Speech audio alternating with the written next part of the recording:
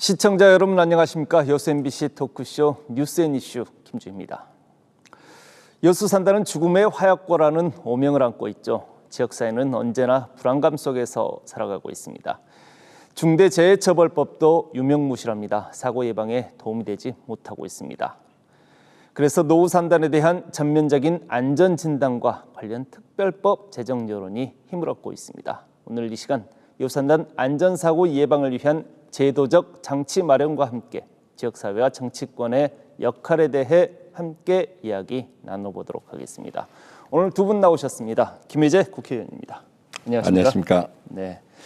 김대희 전남 건강과 생명을 지키는 사람들 공동대표 나오셨습니다. 반갑습니다. 네, 반갑습니다. 바로 들어갈게요. 여수산단 안전사고 같은 경우는 폭발, 유독 화학물질 유출, 그리고 추락, 대기오염, 비산, 수유질 오염 등 그 요인도 많이 다양한 것 같습니다. 지금까지 얼마나 많은 사고로 얼마나 많은 사람들이 사상자가 발생했는지 말씀해 주시겠습니까? 예, 이 한국산업단지공단 이제 통계에 따르면은 2017년부터 금년 6월 말까지 이 중대사고가 여수국가산단에서 22건이 발생을 했습니다. 그 중에서 사망자는 16명이고 부상자가 26명입니다. 근데 이런 사고들이 중대재해처벌법 생긴 이후에 좀 대폭 줄어들어야 되는데 오히려 좀 늘어나는 거 아니냐 생각이 들 정도로 지금 사고 발생이 많고, 이렇게 된 이유가 여수국가산단이 조성된 지 오래되지 않았습니까? 네. 지금 40년, 50년 돼서 노후화된 이런 결과 때문에 앞으로도 계속 많은 사고가 발생할 것이다 하는 우려를 가지고 있습니다. 지금 이제 의원님께서 노후화에 대한 부분을 얘기를 해주셨는데, 이제 반복되는 여수산단의 산업재해 같은 경우는 어떻게 보면 또 안전불감증도 큰 원인 아니겠습니까? 네, 그렇죠. 그런데 이제 안전불감증은 어떤 결과에 대한 현상이고요. 그 근본적인 문제가 좀 존재하는 거거든요. 물론 이제 안전불감증은 그 시설을 운영 관리하는 사람들의 문제지만, 저는 근본적으로 아까 김혜재 의원님 말씀하셨던 여수산단, 특히 이제 석유화학산단은 20년에서 25년 이상 된 설비들이 대부분 많고요.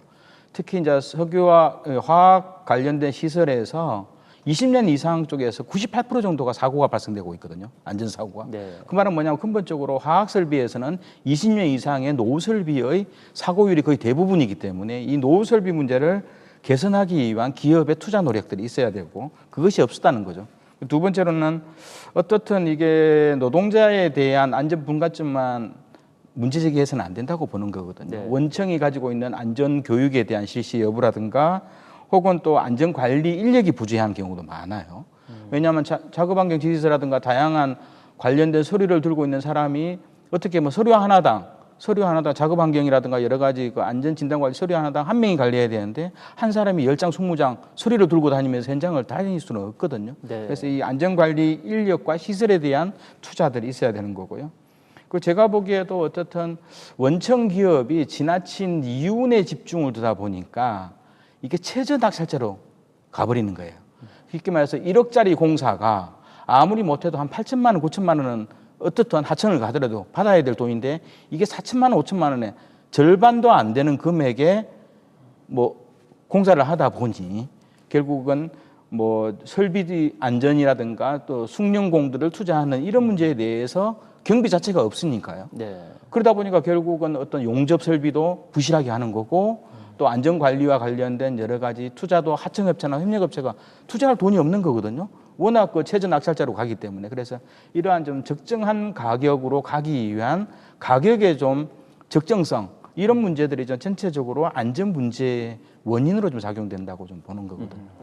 이렇게 시설 노후화 부분과 이제 하청 문제까지 이제 짚어주셨는데, 이제 이 시설 노후화 부분을 먼저 좀 얘기를 나눠보면은 여수산단 같은 경우가 1976년도에 이제 가동이 들어가면서 사실상 이제 거의 50년을 넘게 이제 이렇게 가동이 되고 있는데, 지금 봤을 때 스마트 산단으로 리모델링을 해야 된다, 이런 요구들도 많고 지역의 목소리들이 좀 큰 것 같아요. 예, 이제 노후 산단의 이제 그 설비를 교체하는 문제, 이건 생각같이 그리 쉬운 문제가 아닙니다. 잘 아시겠지만은 사기업체에 대한 설비를 국가가 그걸 교체해 줄 수는 없지 않습니까? 그러니까 기업 형편에 따라서 신속하게 교체하는 기업들도 있는가 하면은 형편이 안 돼서 그걸 못하는 이런 기업들이 있는 겁니다. 작년 2월에 여천 NCC 폭발 사고가 났지 않습니까? 네 명이 그 사망을 했는데 그 사고 원인을 보면은 그것도 열 교환기 이 부품이 이 규격화된 게 이게 불량 제품을 써가지고 이게 폭발이 됐다는 그런 국과수의 감정 결과까지 나왔거든요. 네. 그런 부분들을 점검하는 부분부터 시작을 해야 된다. 당장 교체 이런 거를 국가가 어떻게 할 수는 없지만은 뭐가 문제인지를 점검하는 부분을 국가가 책임지고 좀 나서서 이 문제를 해결해 나가자. 좀 이런 생각을 가지고 있습니다. 그러니까 이제 이렇게 스마트 산단으로 리모델링을 하기 위해서는 사실상 기업의 투자가 좀 선행돼야 되는 부분인 거고, 근데 지금 여수산단 같은 기업 같은 경우를 보면은 대부분의 기업들이 이제 투자 계획들이라든가 이런 것들이 신규 설비에 대한 투자 계획들이 있단 말입니다. 그렇게 봤을 때 기존에 있는 노후화된 공장들을 셧다운을 하고 아주 거기 근본적으로 해체를 하고 이제 이렇게 새로운 설비를 이렇게 집어넣는 그런 방법들은 좀 어려운 건가요? 그런 방법들이 가장 좋은 방법인데요. 우선 그런 방법들을 사용할 만한 기업의 재정 여건이 되지를 않는 겁니다. 그게 가능한 기업들은 선제적으로 그리 해나갑니다. 그러니까 대기업들은 나름대로 열심히 수익이 좀 많을 때 설비를 교체하고 이런 작업들을 계속 해나가는데 모든 기업들이 그런 형편은 아닌 거거든요. 네. 그래서 국가가 선제적으로 이 각 기업들이 가지고 있는 이 설비들, 노후 설비들이 이게 문제가 없는지를 우선 점검을 하고 네. 문제가 있다고 생각되는 그런 부분에 대해서 국가적 지원 그리고 그 사기업체들이 적극적으로 그걸 교체하기 위한 어떤 행동을 보여줄 때 제대로 된 방안이 나올 수 있다 이렇게 보고 있는 겁니다. 네, 잘 알겠습니다. 김 대표님께서는 방금 전에 이제 하청 문제에 대해서 잠깐 언급은 해주셨어요. 근데 이제 죽음의 외주화 뭐 이런 말들이 많습니다. 이게 굉장히 심각한 문제이기도 하고 이게 고질적인 문제이기도 한데 좀 더 깊이 얘기를 한번 나눠보실 수 있을까요? 그러니까 실제로 우리가 어떤 생산 공정을 새로 짓거나 유지 보수를 할 때는 예를 들어서 여러 가지 그 공사 적정 공사 비용을 산정하지 않습니까? 그러면서 밑에 이제 어차피 전문 업체에 하청을 둘 수밖에 없는 구조고요. 그건 합법적인 거죠. 전문 업체에 주는 것은. 근데 그렇다 보면 그 업체 줄 때 그 비용 계정을 할 때 안전관리 비용이라는 것도 계정을 해야 되는 거예요. 네. 근데 실제로 이 안전관리 비용은 실제로 관리감독 원청의 관리감독 영역에 빠져 있거든요. 그러면 그것이 전체 공사비의 5% 정도 써야 된다. 2.5% 써야 된다 그러면 실제로 이게 안 쓰는 거예요. 이게 안 써서 왜? 여러 가지 이윤이 처음에 1억을 받아야 될 공사가 내가 하다 보니까 5천만 원을 받는데 이 비용마저도 아껴야 되는 거거든요. 네. 그러니까 정작 써야 될 문제. 하청 도급업체가 정작 써야 될 비용마저도 워낙 최저 낙찰자로 가다 보니 최소한 그래도 어떻든 손해는 안 봐야 될 거 아니에요. 그러다 보니까 이런 비용을 손쉽게 줄여버리는 측면이 좀 있는 거죠. 그래서 최소한 환경 안전 비용만큼은 비용 영역만큼 환경과 안전 관련 비용만큼은 어떻든 적정 날짜의 영역에 줘서 원청이 직접 당사자한테 지급을 하거나 그것을 좀 법적으로 확인하는 구조를 좀 둘 필요는 있다고 봐요. 그리고 실제로 건설공사에서 발생하는 건설공사와 건설업과 제조업에서 발생하는 산업재해가 전체 사고의 한 70%를 차지하고 있거든요. 모든 업종에 있어서. 그렇다 보면 건설과 이 제조업 영역에서 궁극적으로 이렇게 빈번한 사고 원인은 바로 이러한 비용이 안전관리 비용에 들어갈 내용마저도 원청이나 하청이 눈 감고 있는 거고 원청은 그걸 알고 있어요. 알고 있음에도 불구하고 본인들이 워낙 가계가 후려치다 보니 이게 하청한테 뭘 요구할 수 없는 거예요. 네. 그러면서 결국 알면서도 묵인하고 모른 척 넘어가는 측면이 좀 강하다 이런 거고 그러다 보니까 결국은 어떤 공정 과정 속에서 예를 들어서 우리가 용접이라든가 어떤 설치를 할 때 있어서 좋은 제품을 들어올 때도 이게 설치하는 숙련공이 굉장히 중요한 거예요. 숙련공은 시간당 받아야 될 임금도 굉장히 높거든요. 네. 그럼에도 불구하고 이 숙련공에서 시간당 하루에 일당 30만 원을 줘야 될 숙련공 비용은 도저히 원가상 못 맞추니 한 15만 원 정도 쓰는 거예요. 단순 노동자를 쓰는 거예요. 그렇다 보면 숙련공 현 사업과 단순 노동자가 한 것은 완전 질적 차이가 있는 거거든요. 네. 예를 들어서 우리나라 조선업 한번 보세요. 그동안에 우리나라 산업에 부흥이 있었던 조선업에 4, 5년 전부터 워낙 단가가 안 맞으니까 고급 용접 인력들이 다 빠져나갔잖아요. 네. 그러면 용역 인력들은 최저임금도 안 되는, 그래서 잔업을 해도 3천만 원 될까 말까 하니까 다 빠져나갔는데 결국은 숙련공이 없으니 외국인 노동자를 채용하는 거잖아요. 이러다 몇 년 후에 우리는 중국이나 일본처럼 항해 중에 배가 두동강 나는 일이 벌어질 수 있는 설비의 안전성이 제기되는 거거든요. 그래서 저는 이 죽음의 외주화 영역은 결국은 협력업체도 적정 가격으로 고급 인력을 쓰고 고급 기자재를 쓸 수 있고 안전관리 비용을 반영할 수 있는 영역으로 가는 것이 좀 중요하다. 그러니까 원청이 결국은 자기들이 해야 될 걸 원가라는 이름으로 하청에 떠넘기고, 하청은 결국은 이윤을 보기 위해서 해야 될 마땅한 비용을 지출하지 않는 구조. 이것이 바로 이제 죽음의 하청 영역이 계속 외주화되는 영역이라고 좀 볼 수 있는 거죠. 최저 입찰제가 능사만은 아니다라는 말씀이시죠? 그렇죠. 공무원에서 그냥 국가나 공공기관은 적정 낙찰제를 보통 수용하잖아요. 네. 88%에서 90% 정도 가는데 결국은 민간 영역은 무조건 저가 낙찰이거든요. 네. 저가 낙찰을 해서는 안 되는 영역이 있어요. 뭐 단순 영역을 할 수 있는데 환경이나 안전과 관련된 영역만큼은 철저하게 저성 낙찰제로 가야 됩니다. 그리고 이것이 불법 하도급이나 불법 다단계로 갔을 때는 원청과 정부가 강력히 법적으로 규제를 하고요. 이런 것들이 발견되면 원청이 묵인했을 경우는 원청에 대한 페널티 규정을 두는 방식이 저는 좋다고 보는 거고, 그래서 일정하게 저는 뭐 다양한 김혜재 의원님께서 여러 고민하지만 중대재해처벌법이라든가 그리고 여러 가지 그 노설비 영역에서도 이런 영역은 꼭 좀 관철이 돼야 될 필요가 있습니다.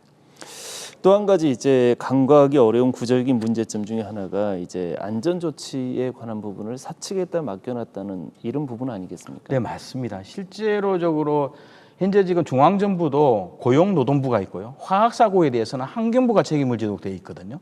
그리고 여러 가지 이제 공공기관, 가스공사, 뭐 소방서, 경찰, 뭐 다양한 영역으로 관리 감독의 영역이 솔직히 중앙부처 한 16개 정도로 나눠져 있거든요. 그러면 실제적으로 고용노동부도 산업안전보건법 영역과 중대처벌법 말고는 관여 안 하거든요. 그러면 이제 산자부는 시설을 운영하고 공장과 관련된, 국토부는 이 영역이고, 환경부는 화학사고가 아니면 접근이 불가능하게 돼 있거든요. 좀 이런 영역이 있기 때문에 저는 그럼에도 불구하고 사측에만 모든 걸 놔두는 게 아니라요. 정부가 좀 어떤 특히 이제 석유화학단지라든가 특정 산업군에 대해서는 정부가 직접 관할을 하고 직접 확인을 하는 구조를 좀 가질 필요가 있고요. 저는 그것이 대표적으로 의원님께서 발의한 그 노후설비 특별법 영역은 상당히 그런 의미에서 이 법의 좀 필요성이 있다라고 좀 보는 거죠. 정부가 좀 관여할 건 관여해야 된다. 특히 환경과 안전 영역만큼은 정부가 좀 주도권을 쥐는 것이 필요하다. 이렇게 좀 봅니다. 네. 좋습니다. 여수산단 사업자들에 대한 이런 체계적인 점검부터 필요하다고 앞서 이제 의원님께서 말씀을 해주셨는데, 이제 김 의원께서는 여수산단 안전진단 사업을 추진하는 과정에 지금 있어요. 지금 어떤 사업인지 소개를 해주실 수 있겠습니까? 지금 이제 가장 크게 문제된 게 이제 좀 전에 말씀하신 죽음의 외주화하고 지금 하청 문제 아닙니까? 근데 이 대기업들이 고위험 분야를 전적으로 책임을 져야 되는데 그 분야를 그냥 하청을 줘버리는 거예요. 네. 그걸 비용 문제로 바라보는 겁니다. 전문가를 본사에서 고용을 하고 그 전문가 주도하에 하청업체들이 참여해서 문제 해결하는 방식으로 가면은 훨씬 사고가 줄어들 텐데 지금 그러지 못하고 있는 부분이 가장 큰 문제고요. 그다음에 이제 최저가 낙찰제 부분은 우리가 포스코를 좀 배울 필요가 있습니다. 포스코가 2018년도에 최저가 낙찰 제도를 폐지를 했습니다. 그렇게 하고 2019년부터 하도급 상생 결제 시스템을 도입을 했습니다. 그러니까 무조건 낮은 가격 쓴다고 해서 그리 주는 게 아니고 그야말로 적정한 하도급 업체도 이윤을 어느 정도 보장받을 수 있는 그 시스템을 도입하고 났더니 2020년에 그 순이익이 2조 4천억이었는데 2022년에 4조 8천억 정도 지금 해서 거의 2배로 늘어나고 매출도 54조에서 84조 정도로 늘어났습니다. 그 시도를 우리 여수 국가산단도 가감하게 좀 해야 된다. 이런 생각을 합니다. 아까 말씀드린 그 안전진단 사업 관련해 가지고는 기업들이 알아서 그거를 하면 좋은데 그거를 하기도 어렵고 하고 난 다음에 결과를 외부에 발표하기도 굉장히 주저합니다. 행여라도 문제 있는 게 드러나면은 네. 발표했다고 그 책임을 어떻게 집니까? 그러니까 스스로 하지 못해서 국가가 기업들을 설득해서 하는 걸로 했는데 올해는 우리가 이 예산을 한 10억 정도를 확보를 했습니다. 그래서 우선 10억을 가지고 9개 업체, GS칼텍스, LG화학, 그다음에 여천 NCC 이런 대기업들이 참여를 해서 우선적으로 그 대기업들에 대해서 노후 설비 안전에 문제는 없는지 점검을 하는데요. 우선적으로 이제 저희들이 보는 게 화학사고 취약 고위험 설비 분야가 있습니다. 네. 그 분야에 좀 집중해서 보고 그다음에 기업들의 안전관리 체계가 제대로 작동되고 있는지 이 두 가지를 집중적으로 봐서 근본적인 문제점이 뭔지 이걸 발굴을 해내고 개선 방안을 지금 마련할 생각으로 있고요. 만일 거기서 문제점이 도출된다면은 그 부분을 개선하기 위한 예산 확보 이걸 또 들어가려고 생각을 하고 있습니다. 제가 이제 9개 업체에 대해서 하기 때문에 사실상 많은 업체들이 참여를 못 합니다.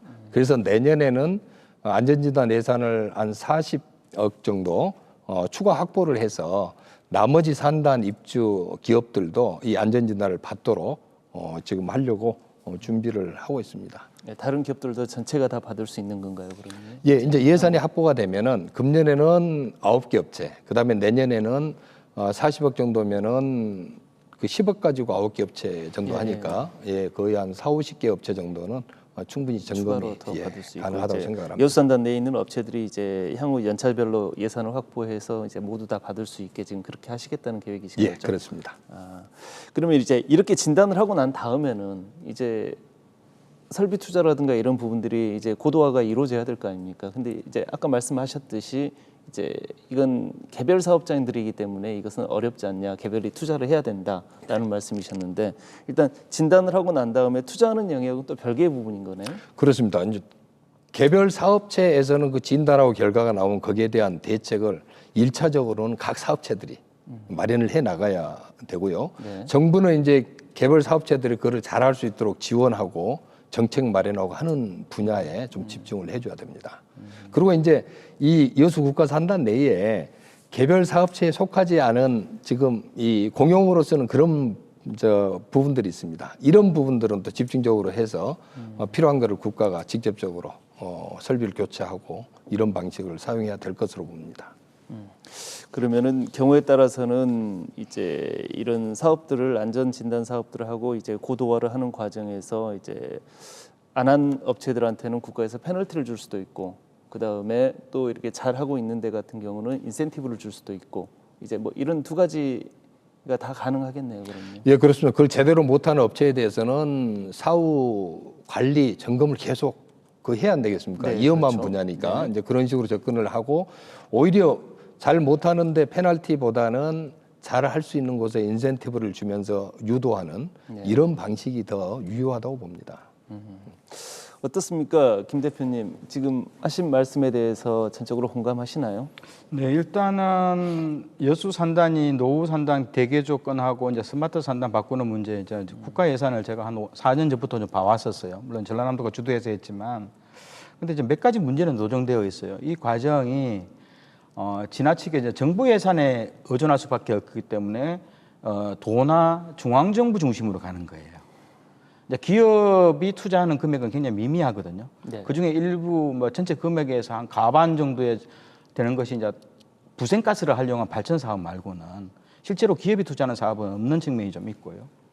그리고 이 대개조 사업이나 스마트 산단 관련돼서 노동자나 지역 주민들의 좀 참여 공간이 없어요. 네. 뭐 실제로 이해 당사자 그룹이 어떤 산업단지를 어떻게 10년, 20년 후에 변화 모습으로 갈 것인지 또 이게 또 일정하게 업종 전환이 돼야 될 것도 있거든요. 이런 문제에 대해서 노동자나 지역사회의 의견 개진 방식이 거의 없다. 정부 주도로 간다. 사실상 기업도 거의 뭐 객체에 불과하는 측면이 좀 있어서 이게 지방정부나 중앙정부가 예산 쓰기 바쁜 사업으로 갈 확률이 좀 높다. 이 측면이 있고요. 그리고 또 하나 결국은 오늘날 우리가 21세기 중요하도 문제, 탄소 제로 문제, 기후에너지나 탄소 중립과 관련된 여수 산단의 비전이 안 보인다. 좀 이런 측면이 좀 있어요. 그렇다 보면 이런 영역에 대한 R&D 투자라든가 아니면 이 관련된 실증 설비 사업들이 생각보다 좀 적어요. 네. 좀 좋은 거고 또 기존에 뭐 여러 가지 화학연구원이라든가 뭐 몇 군데 국가기관이 하는 것에 좀 중복되어서 네. 이제 덤터기에서 같이 예산이 휩쓸리가는 측면이 좀 있어서 그런 문제에 대한 좀 내용이 있어야 되는 거고 그리고 어떻든 아까 설비를 새롭게 개선하는 문제에 대한 예산은 좀 약간 부족해서 새로운 좀 20, 30년 후에 산단의 비전들을 만드는 영역에 좀 스마트 산단이나 노후 산단 설비 영역이 좀 구체적으로 예산들이 활용되면 좋겠다는 것을 느낍니다.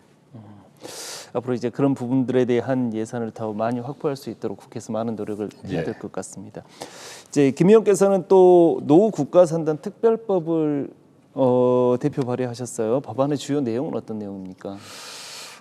우리 이제 여수 국가산단 조성한 지 뭐 40-50년이 되다 보니까 사고가 종종 이제 발생하고 시민들이 굉장히 불안해하고 있지 않습니까? 아까 죽음의 하얗고다 뭐 이런 말씀도 나왔습니다만은 우리 이제 가족들이 산단에서 일하다가 불의의 사고를 당할 수 있다는 그런 우려가 굉장히 큽니다. 근데 우리 여수 국가산단 같은 경우 사실 대한민국 경제 성장의 심장 역할을 해왔습니다. 네. 국가가 국가산단을 조성을 하고 그거를 통해서 경제 발전을 좀 이끌어왔는데 이제 40년, 50년이 되다 보니까 지속 가능성, 안전 문제가 가장 큰 문제로 좀 대두되고 있는 겁니다. 그러면은 안전 문제, 지속 가능성 문제를 기업체에게 맡겨놓고 알아서 해라. 이렇게 하는 거는 무책임하다. 국가가 책임지고 조성도 국가가 책임졌으니까 40-50년 지난 다음에 안전하고 지속 가능성 문제도 국가 주도하에 책임지고 좀 나가야 된다. 네. 이제 이런 이제 여론도 많고 저도 이제 그렇게 생각을 합니다. 그래서 국가산단 특별법을 만들어서 국가가 그 부분을 좀 정말 집중적으로 관심을 갖고 해 나가도록 이런 법인데요. 구체적으로 이제 그 내용을 좀 들여다보면은 사실 이 산업통상자원부에서 이 국가산단 주관하는 게 많습니다. 그래서 산업통상자원부 장관이 이 국가산단의 안전과 지속 가능성 문제에 대한 기본 계획을 매 5년마다 좀 수립을 좀 해라 이런 내용이 들어 있고요. 그다음에 산업단지 관리 기관이 있습니다. 우리 여수 같은 경우는 한국산업단지 관리공단이라든지 이런 데가 지금 권한이 별로 없어요. 그렇죠. 그러니까 그런 데서도 좀 실질적으로 이 인프라 개선이라든지 노후 설비 개선 또 종사자 그 안전관리 문제 이런 부분에 대한 좀 시행 계획을 좀 마련하도록 하고 이 통합안전관리 시스템이 또 절대적으로 필요하거든요. 이 권한이 막 분산돼 있어가지고 실질적으로 문제가 생겼을 때 이게 효율적으로 대처를 못하고 있습니다. 그래서 통합안전관리 시스템을 구축해서 정기점검, 수시점검 이런 것들을 좀 지속적으로 해 나가라. 그리고 이제 또 큰 문제 중에 하나가 국가산단과 이 지역과의 상생성장 문제.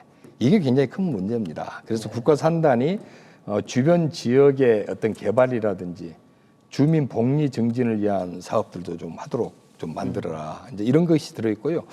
제가 이제 계속 주장하고 있는 것 중에 큰 이슈 중에 하나가 지역 본사제 문제거든요. 지역 본사제. 여수 국가산단에 많은 대기업들이 들어와 있는데 사실 본사를 여수에 두고 있는 기업들은 거의 찾아보기가 힘들 정도입니다. 그렇죠. 손에 꼽죠. 예, 포항 같은 경우는 포스코 본사가 계속 포항에 있었고 최근에 포스코 지주회사 포스코 홀딩스도 포항으로 본사를 옮겼습니다. 네. 그래서 지역하고 이 포스코라고 하는 이 그룹이 상생하고 발전하는 이런 지금 모델을 보여주고 있는데 우리 여수는 그게 없어서 이 국가산단 특별법에 입주해 있는 기업들은 지역 본사를 좀 산단이 위치해 있는 지역으로 옮기는 지역 본사제도 좀 집어넣어놓고 아까 얘기가 됐던 적정가 입찰제도 이런 부분을 좀 집어넣어서 위험성이 많은 국가산단, 특히 여수 국가산단 같은 이런 화학산단에 있어서는 안전을 확보할 수 있는 여러 가지 제도적 장치를 마련할 수 있도록 그렇게 좀 법안을 만들었습니다. 거기서 이제 마지막으로 하나 더 첨언을 하면은 사실 그런 법이 만들어져도 그거를 지속적으로 관리하고 이끌어 나갈 수 있는 동력이 없으면 법이 무용지물이 되지 않습니까? 그렇죠. 그래서 기금을 좀 신설을 해서 안전 문제하고 지속 가능성 문제를 안정적으로 뒷받침할 수 있도록 하자 해서 좀 어떻게 보면 좀 과한 법이다 이런 얘기가 나올 수도 있습니다만은 기금까지도 설치하는 법안을 대표 발의를 해두었습니다. 네, 이렇게 포괄적인 내용들을 담고 있는 게 노후 국가산단 특별법인 것 같은데 이제 이게 노후산단 대개조가 현실적이지 못하다 뭐 이런 지적들도 좀 나와요. 네, 그렇죠. 뭐 일단 왜냐하면 실제적으로 노후 산단과 관련돼서는 아까 노후설비 특별법이라는 별도의 좀 법으로 그 관리나 좀 안전 의무의 주체들을 명확히 할 필요가 있거든요. 산단 대기 조사가 그게 없잖아요. 네. 단지 이제 설비를 바꾼다 뭐 이런 개념으로만 가기 때문에 어디에 어떻게 예산만 투자할지 이 문제인데 결국 노후 설비는 누군가 관리 주체가 있어야 되는 거거든요. 그런데 보통 우리가 이제 법에 의하면 시설물의 안전 및 유지 관리에 관한 특별법에 대해 보면 이게 일반적인 이제 우리 법이 있어요. 뭐 보통 우리가 시설물 안전관리법이라고 하는데 여기는 교량이라든가 터널, 항만, 댐, 공동주택, 아파트라든가 기타 주택물들 이런 것들은 또 하천이라든가 이런 것들은 이 법에 의해서 국가나 지방정부 관리 주체를 명확히 정해놨거든요. 네. 그러니까 공공 건물을 지을 때도 인허가가 지방정부가 굉장히 권한을 가지고 있잖아요. 안전시설 여부라든가 사고 나면 바로 개입하는데 이제 문제는 민간 산업시설이에요. 물론 국가든 민간이든 특정한 공정 과정이 필요한 산업시설에 대해서는 오로지 그 산업시설을 설치하고 운영하는 주체한테만 모든 책임을 떠넘기고 있는 거거든요. 그럼 실제로 거기서 사고가 나면 이 산업시설은 인근 다른 회사의 노동자나 마을 그 지역 주민들의 대규모 피난과 생명과도 직결되기 때문에 이걸 좀 특별한 법을 통해서 가보자. 노선단 대개조와 관련돼서는 그냥 예산 투자고 특정 영역의 사업을 쓰는 거고요. 이렇게 법을 해서 지방정부나 중앙정부의 관리 주체를 좀 명확하게 함으로써 이것도 역시 중요한 국가의 기간산업처럼 중요한 시설물이라는 것을 인식해 나가는 과정이 있기 때문에 이 노후 설비와 관련된 영역은 대개조보다는 이 법으로 좀 구체적으로 가는 형태가 오히려 사고 예방, 안전사고 예방하는데 좀 주력하는 측면이 좀 있다고 좀 봅니다. 어떻게 동의하십니까? 예, 전적으로 동의하고요. 이 노후 산단 대개조 문제가 지금 꾸준히 지금 되고 있는데 이게 문제가 뭐냐 하면은 이 대책들이 좀 단편적이고 분절된 정책들이 나오고 있는 겁니다. 그러니까 종합 정책을 마련을 하고 단계적으로 해 나가야 되는데 종합 대책을 마련을 못 하고 그런 대책들이 나오다 보니까 현장에 있는 기업들은 거기에 대해서 만족을 못 하고 여러 가지 이제 그런 문제가 생기는 겁니다. 그래서 무슨 대책을 만들 때 반드시 현장에 있는 기업들 의견을 충분히 좀 수렴을 하고 또 땀 흘려서 현장에서 일하는 노동자들 의견이 반영돼야 그게 실효성이 있는 거 아니겠습니까? 그래서 이번에 이제 우리가 국가산단 특별법을 제가 대표 발의하기 전에 기업들 얘기도 좀 듣고 이 국가산단, 여수국가산단 그 노동자들 얘기도 좀 충분히 들었습니다. 그러니까 기업들은 무슨 얘기를 하냐면은 이 법을 가지고 기업들을 괴롭히는 법을 만들지 말아달라. 네. 무슨 법이 생기면은 규제하고 기업들 힘들게 하는 법이 생겨서 그런 법은 불필요하다. 이런 얘기들이 많았고요.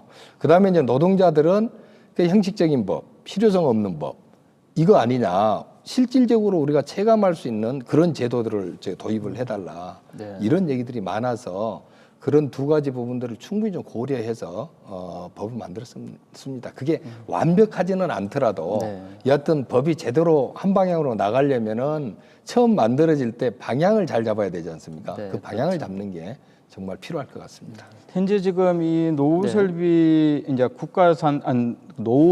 국가산단과 관련된 특별법 영역은 노후 산단 그 특별법 문제는 김혜재 의원님이 이제 작년에 법안을 이제 발의하셨고 저희 건생지사하고 정의당 이제 강은미 의원이 두 분이 이제 이 법을 하셨어요. 근데 내용을 보니까 저도 한 90% 정도는 비슷해요. 그나마 그래서 다행이다 싶은데 약간은 좀 차이는 있어요. 왜냐하면 노후설비 특별법은 이제 저희는 고민을 특정 시설에 다 할 게 아니라요. 그러니까 특정 시설로만 가야 된다. 모든 산업시설보다는 저희는 화학물질이라든가 고압가스, 위험물과 관련된 영역 중심으로 석유화학 이런 영역이죠. 여기에 맞는 영역으로 좀 노후설비에 대한 정의와 범위를 좀 정할 필요는 있겠다.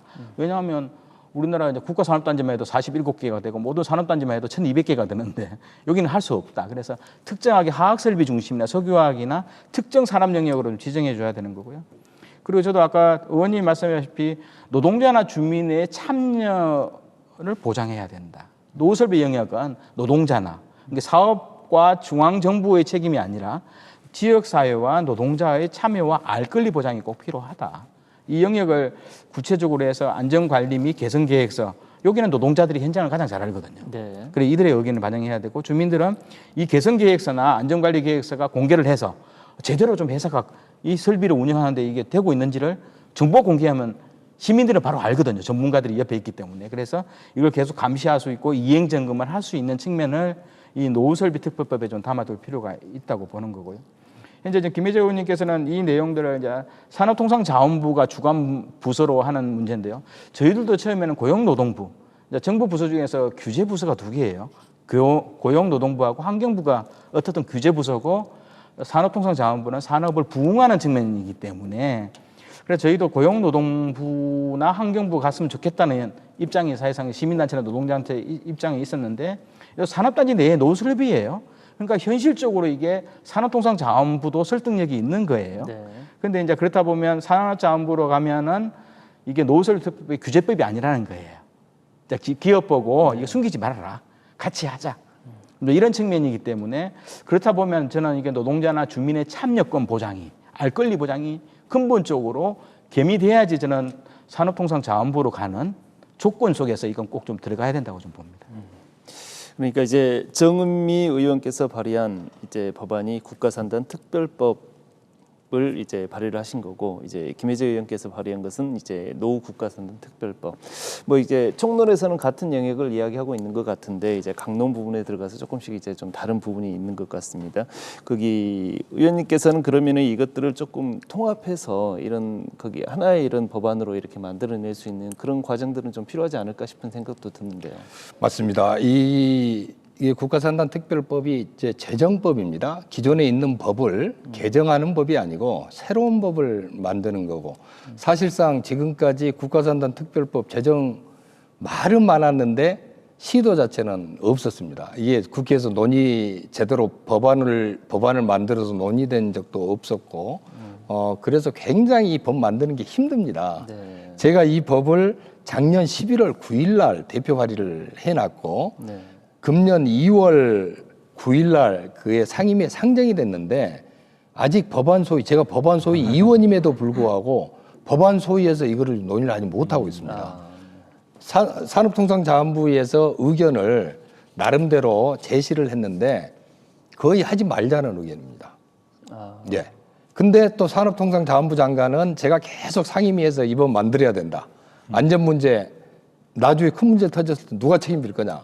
이렇게 하니까 산업통상자원부 장관, 이청양 장관은 상임위 때마다 이거 관심 가지고 하겠다. 심지어 회 끝난 다음에 인사할 때도 그거 하겠습니다. 이리 말씀을 하시는데 네. 들어가는 거는 주저하고 있을 정도로 이 법이 어려운 법입니다. 기존에 있는 법으로 하면 되지 왜 또 새로운 법을 만드느냐 이런 시각이 있고, 그다음에 이제 이 법이 만들어졌을 때 들어가는 재정 수요가 있지 않습니까? 이 재정 수요에 대해서 어느 정도 규모가 될지 예측하기가 지금은 어려우니까 이제 주저하고 있는데, 아무튼 이 법을 만들 때 제 생각은 그렇습니다. 이제 정의당에서 또 대표 발의안 안 하고 우리가 조합을 하고 네. 논의를 해야 되겠지만은 우선적으로 이 법이 주요 골격 뼈대만 남더라도 이번 기회에 반드시 만들어야 된다. 촘촘히 하는 거는 나중에 하더라도 기본 골격법을 만들어서 나중에 그거를 채워가는 게 지혜로운 방법일 수 있다. 이렇게 좀 생각을 좀 하고 있습니다. 제가 산자위 간사들한테 이 법은 하여튼 반드시 이번 국회 해야 되니까 지금 빨리 올려달라 이렇게 요구를 하고 있는데 지금 공청회를 해야 되거든요. 네. 예. 공청회 일정 잡기가 어렵다 막 이리 핑계를 대요. 그래서 제가 산자부 장관하고 우리 민주당 그다음에 국민의힘 산자위 간사한테도 이거는 올리자. 9월이라도 올리자. 지금 이렇게 지금 얘기를 하고 있습니다. 하여튼 논의가 좀 본격적으로 되도록 만들고 논의 과정에서 여러 가지 의견들이 반영될 수 있도록 그렇게 하겠습니다. 근데 이제 우리가 그 산업단지의 이제 안전이라든가 운영과 관련된 법을 보면요. 법은 구체적으로 그 행정 중앙 부처 중에서 소관 부서가 있어요. 네. 이게 소관 부서의 범위를 뛰어넘는 법을 만들려면 그건 대통령이 직접 관할을 하든가 네. 국무총리가 관할하지 않는 이상은 네. 뭐 모든 장관들이나 부처는 해당 법령 안에서만 놀 수밖에 없거든요. 그래서 예를 들어서 일부 우리가 보통 국가산단 특별법 하면 법은 좀 구체적이어야 되거든요. 법이 그 법을 개정해서 얻고자 하는 목적이 구체적이어야 되는데 두리뭉실하고 모든 것을 총괄하는 법은 없어요. 네.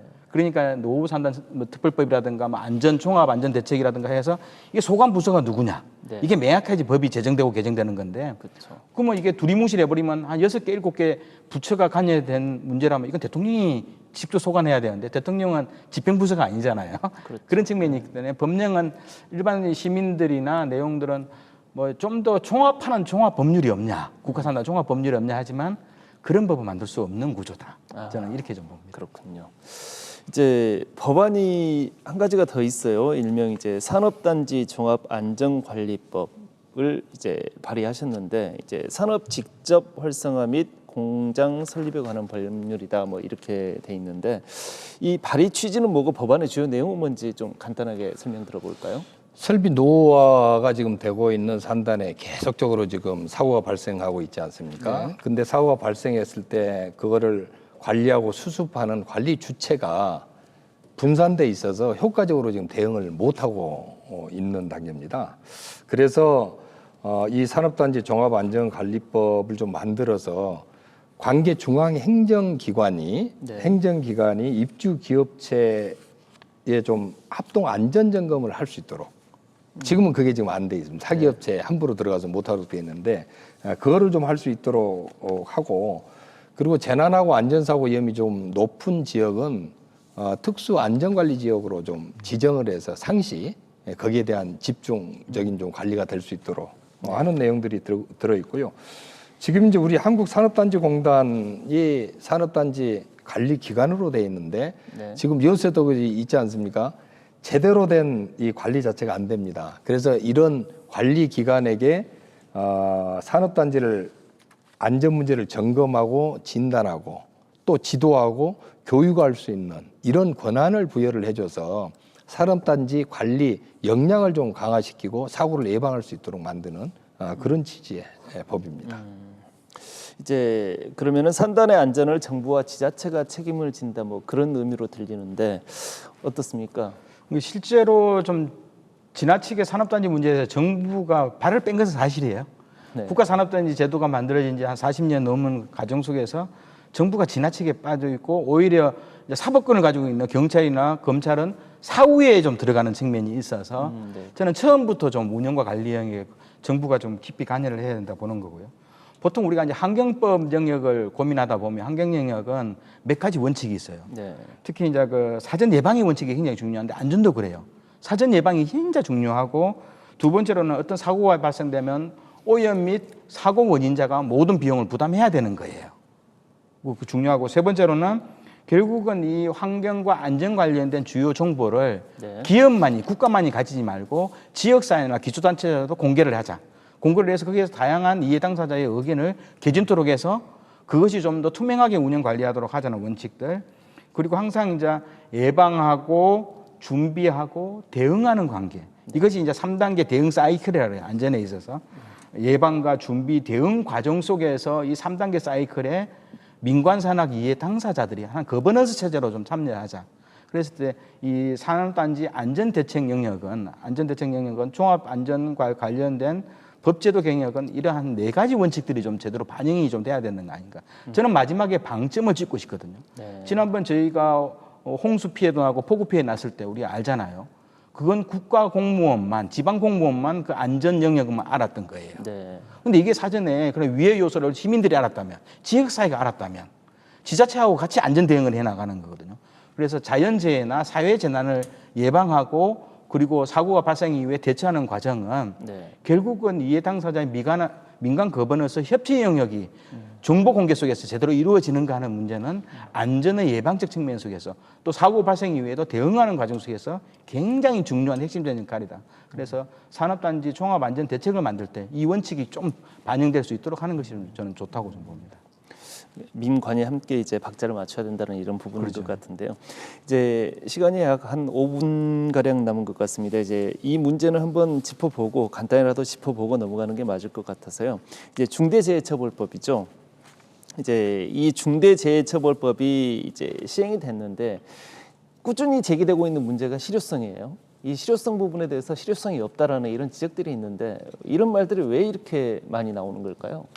저는 아까 조금 전에 이야기했던 산업단지가 가지고 있는 몇 가지 좀 근본적인 문제들이 좀 있어요. 네. 아까 뭐 죽음의 외주화 문제뿐만 아니라 안전관리에 대한 문제, 뭐 체전 낙찰제 문제, 뭐 이런 영역 속에서 그게 안 되니까 결국은 중대재해처벌법이라는 내용을 만든 거예요. 네. 그래서 결국은 어떻든 중대재해처벌법이 2022년 1월 27일 날 실효가 되었죠. 작년에 이제 실제적으로 시행이 되었는데 그동안에 그 고용노동부의 산업재해 사망자 현황을 보니까 2000년대에는 어떻든 뭐 고용노동부가 산재로 인한 사망자가 882명으로 되어 있는데 네. 21년도에 법이 제정되고 나니까 이게 상당히 많이 줄어서 820명대로 떨어졌어요. 그러면서 2022년에는 600명대로 또 사망자가 줄어들었거든요. 그 일정하게 중대재해처벌법이 저는 급격한 산업재해 사망률이 줄어드는 과정을 보고 일정하게 실효성이 있다. 네. 그리고 기업도 사실상 여수산단에 있는 중소업체들, 대기업 말고 중소업체들도 지금 산업안전 전문가들 채용하고 있잖아요. 대기업에서 산업안전 영역했던 사람들 퇴직했는데 고임금을 주고 다시 대부분 복귀시켜서 현장에서 쓰고 있는 거 보면 나름대로 물론 이제 21년도, 22년도에 여수산단이 수많은 안전사고가 있어놨지만 네. 결국 이 중대재해처벌법은 기업에 다양한 좀 시나리오를 주고 있다라고 좀 보는 거고요.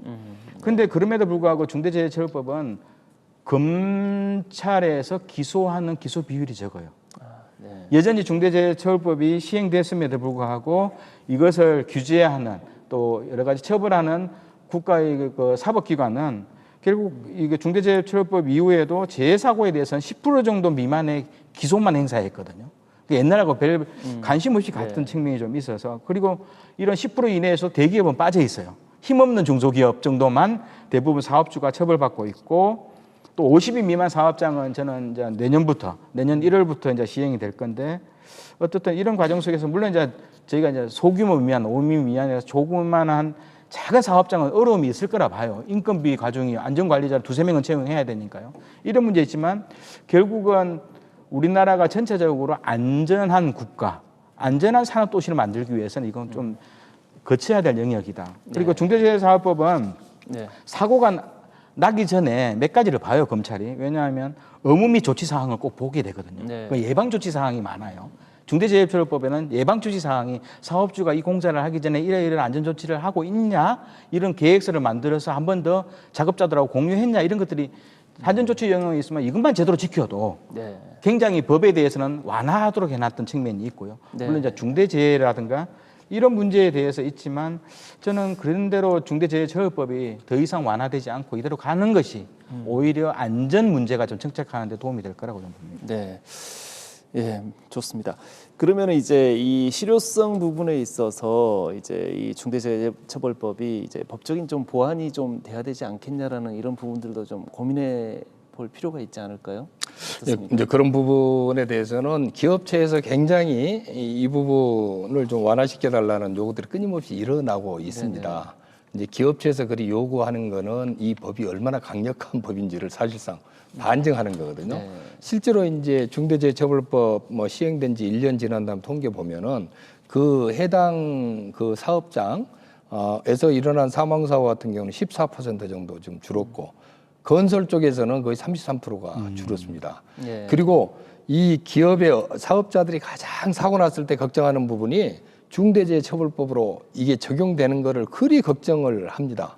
예, 그런 거 보면은 이거는 지금 1년 지났지만은 지금 이 법의 어떤 실효성 부분에 대해서 논의하는 것보다 장기적으로 끌고 가면서 그런 전반적인 안전에 대한 이 불감증 부분이 해소되고 네. 사업주들이 안전의 비용을 들을 수 있도록 만드는 지금 그런 풍토 조성에는 이 굉장한 이제 효력을 발휘하고 있다 이렇게 봅니다. 다만 이 법이 이제 실질적으로 적용될 때 검찰이 기소를 어느 정도 하느냐, 그 다음에 법원이 어떤 판결을 내리느냐 이런 결과가 이제 종합돼서 이 법의 실효성이 정착이 되는 건데요. 네. 사실상 검찰도 제대로 이 기업들이 안전조치 의무를 제대로 수행하고 있느냐 아니면은 안전권을 위협하는 어떤 구조적 문제에 대해서 개선하려고 노력하느냐 뭐 이런 부분들을 종합적으로 보고 법원의 판례도 그런 것 중심적으로 이루어지고 있기 때문에 좀 지켜보고 보면서 또 부족한 부분은 보완해 나가야 된다. 이렇게 생각을 합니다. 네, 오늘 두 분 말씀 감사합니다. 지금까지 김혜재 국회의원 그리고 김대희 전남 건강과 생명을 지키는 사람들 공동대표였습니다. 여수산단 산업재해를 포함해 우리 사회의 대부분 재난사고는 인재입니다. 피할 수 있었던 사고, 바로 인재가 가장 치명적인 재난이 아닐까 생각됩니다. 공장의 노후시설을 고도화하더라도 안전에 대한 인식이 바뀌지 않는다면 사고는 언제든지 또 발생할 수 있습니다. 여수 MBC의 토크쇼 뉴스 MBC 오늘 순서 여기까지입니다. 시청해주신 여러분 고맙습니다.